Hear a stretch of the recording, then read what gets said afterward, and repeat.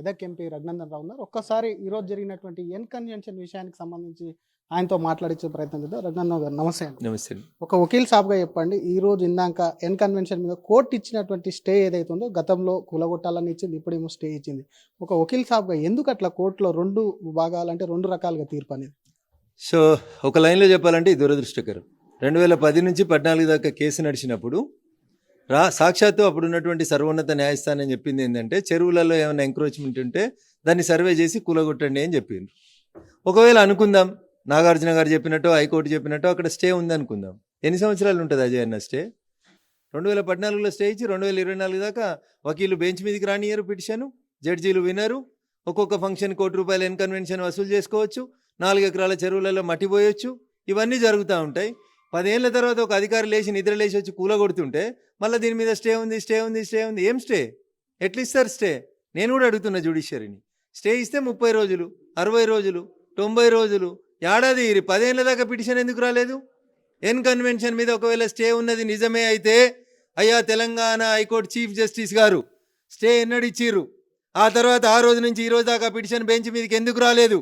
అది రాకుండా దొక్కిపెట్టిన వకీళ్ళు ఎవరు, రిజిస్ట్రార్లు ఎవరు? వాళ్ళ మీద యాక్షన్ ఇనిషియేట్ చేయాలి హైకోర్టు.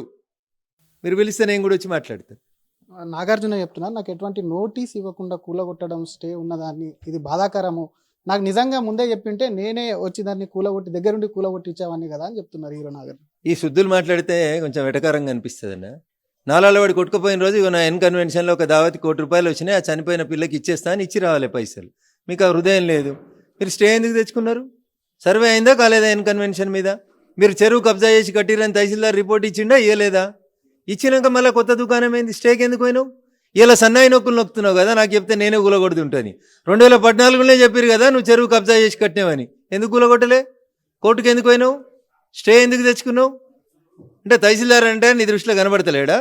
అంటే కేటీఆర్ నీ దోస్తు కాబట్టి, నీ అప్పటి కోడలు నీకు బ్రాండ్ అంబాసిడర్ కాబట్టి, కేటీఆర్ గారు రక్షణ ఇచ్చిరు కాబట్టి నెలకు 10 దావతులు చేస్తావు, దావతు ₹1 సంపాదిస్తావు, ఇంకా కోర్టు స్టే ఉందా?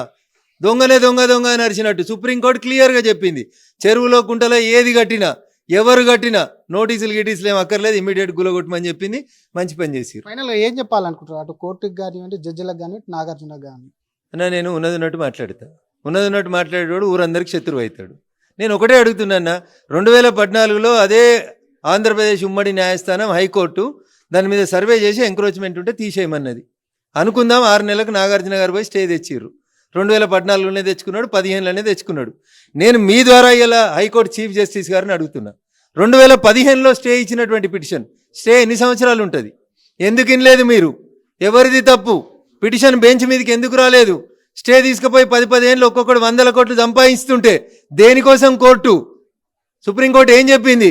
చెరువులలో కడితే కూలగొట్టమని చెప్పిందా చెప్పలేదా? మీరు ఆత్మ పరిశీలన చేసుకోవాలి. అసలైన తొలి వెలుగు. ఫాలో వాట్సాప్ @తొలి వెలుగు official.